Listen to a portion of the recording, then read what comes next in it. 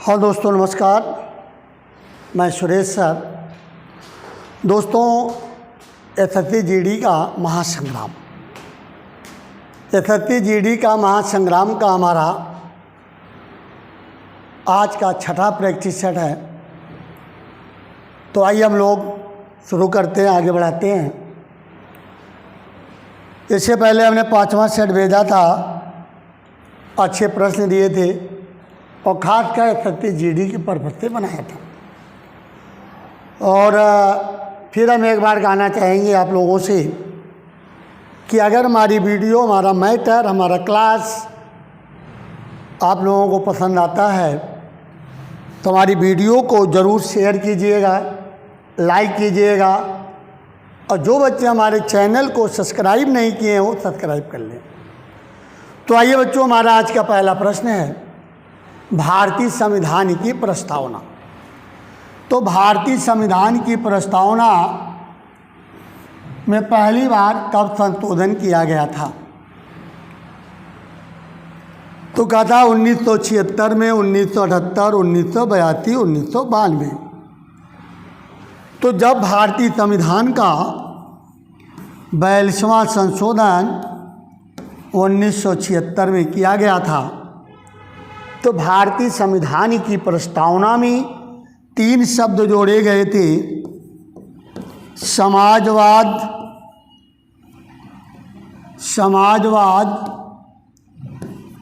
पंथ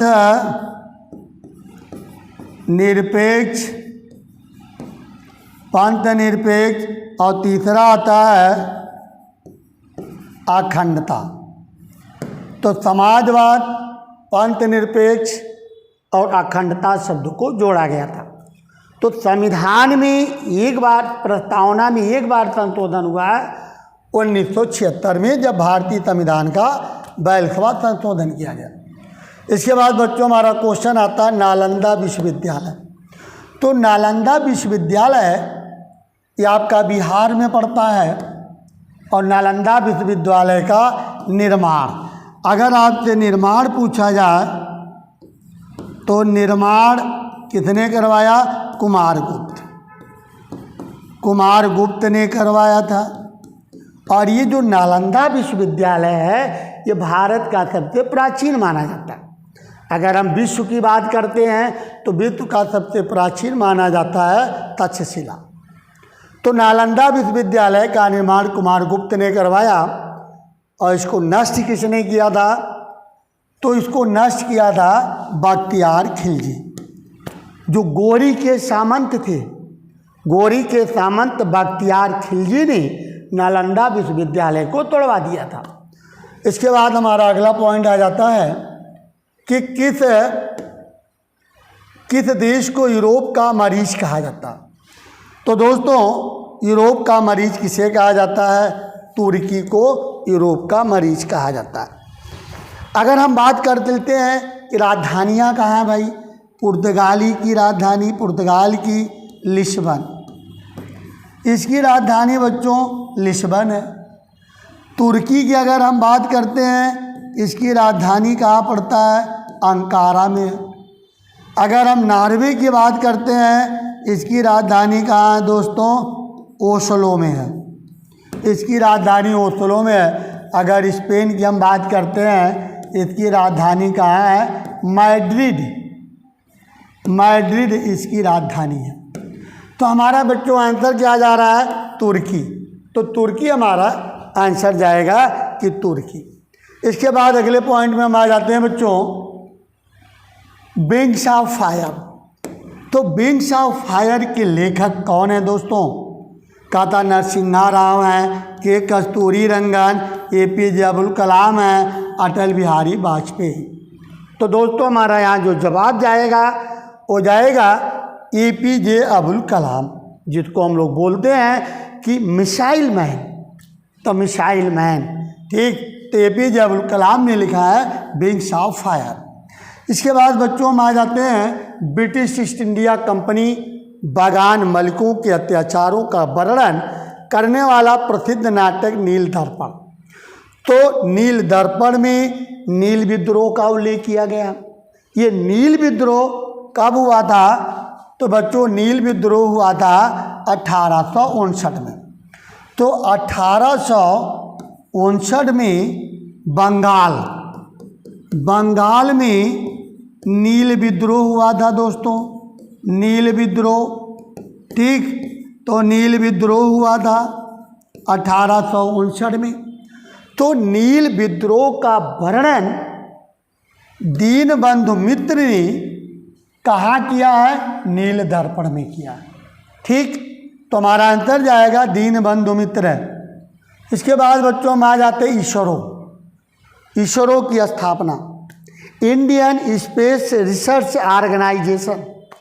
इसकी स्थापना कब हुई? मुख्यालय अगर पूछा जाए तो बंगलुरु। इसका मुख्यालय दोस्तों कहाँ स्थित है? तो इसका मुख्यालय है बंगलुरु। हाँ, बंगलुरु में इसका मुख्यालय है दोस्तों। स्थापना कब हुई है? 1969 में इसरो की स्थापना हुई और मुख्यालय बंगलुरु में। इसके बाद हम आ जाते हैं बच्चों कंचनजंगा नेशनल पार्क। तो दोस्तों कंचनजंगा नेशनल पार्क कहाँ पड़ता है?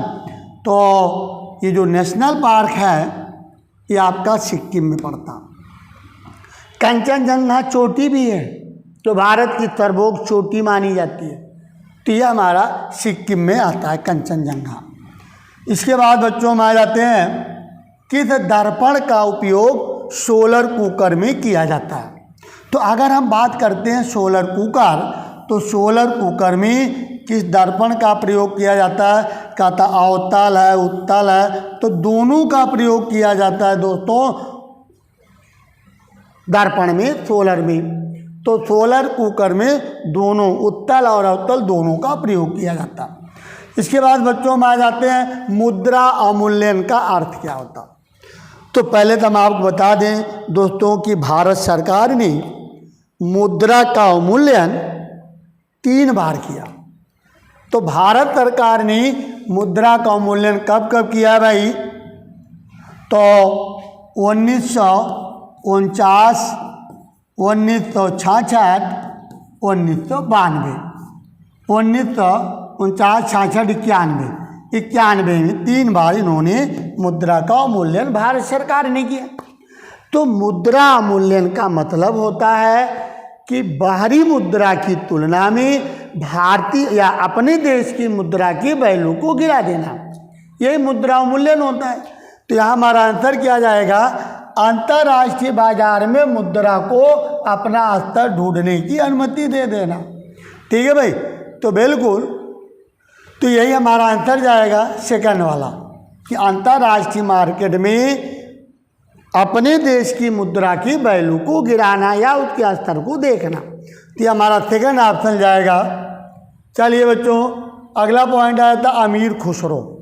तो अमीर खुसरो जो थे इनके बारे में बड़ा प्रसिद्ध है भाई अमीर खुसरो। अमीर खुसरो जो थे हिंदी खड़ी बोली के जनक कहे जाते हैं।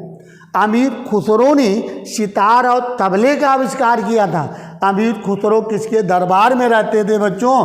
तो अमीर खुसरो रहते थे अलाउद्दीन खिलजी के दरबार में रहते थे।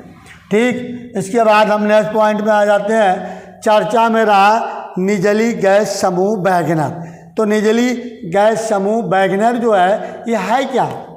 तो 2014 में रूस ने अपना एक अर्धसैनिक संगठन बनाया था। अर्धसैनिक संगठन का नाम है, ये कहाँ का है बच्चों? तो रूस का है। तो अर्धसैनिक संगठन हम ये कह सकते हैं अर्धसैनिक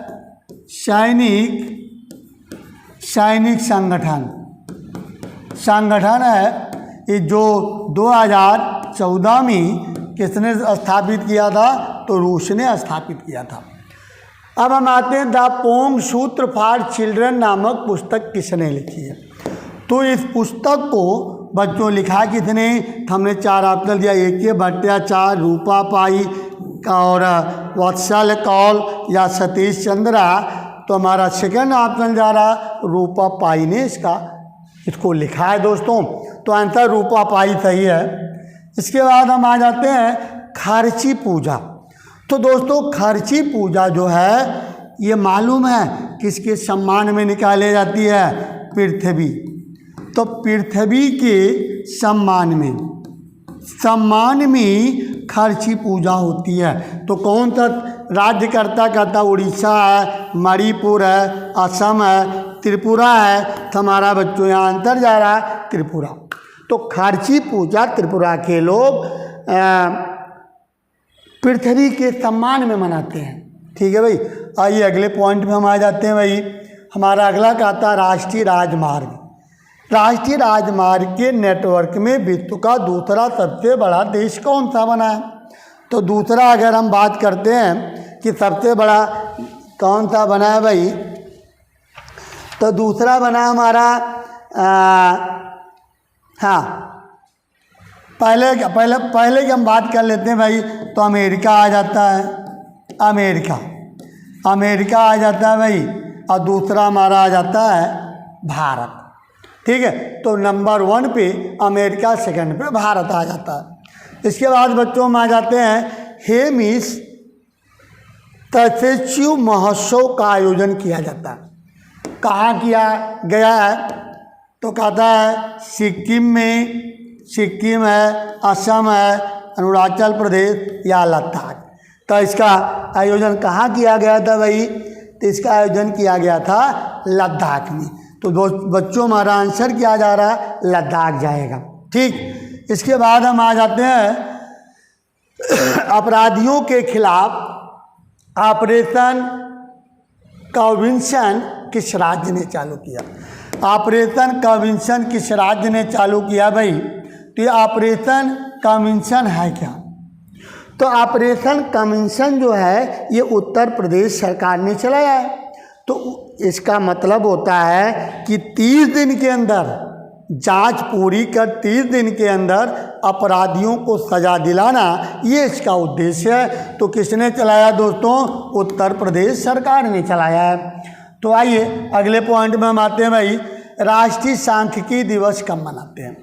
तो राष्ट्रीय सांख्यिकी दिवस बच्चों कब मनाया जाता है? ये 29 जून को मनाते हैं भाई।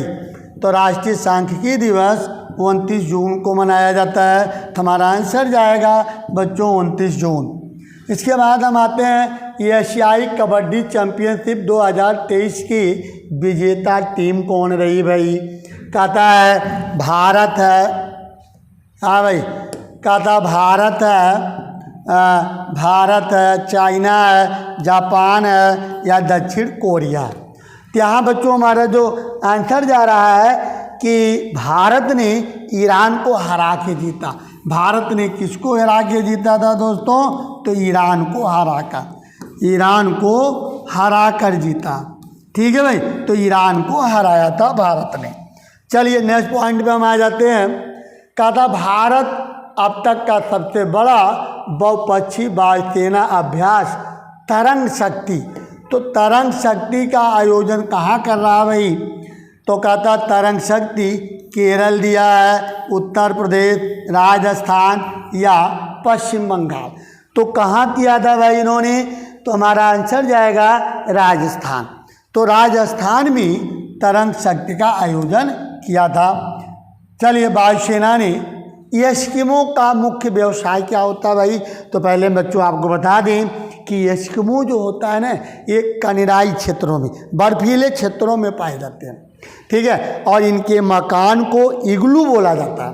और इनका मुख्य जो व्यवसाय होता है बच्चों, मुख्य व्यवसाय क्या होता है? शिकार करना। तो इनका मुख्य व्यवसाय शिकार करना होता है एस्किमो का। तो चलिए बच्चों हमारा ये 20 क्वेश्चन का जो प्रैक्टिस सेट था ये समाप्त होता है।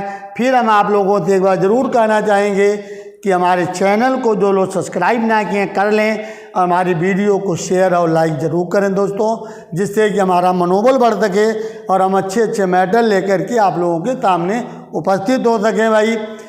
चलिए दोस्तों अगले वीडियो में फिर मिलते हैं। तब तक के लिए जय हिंद, जय भारत।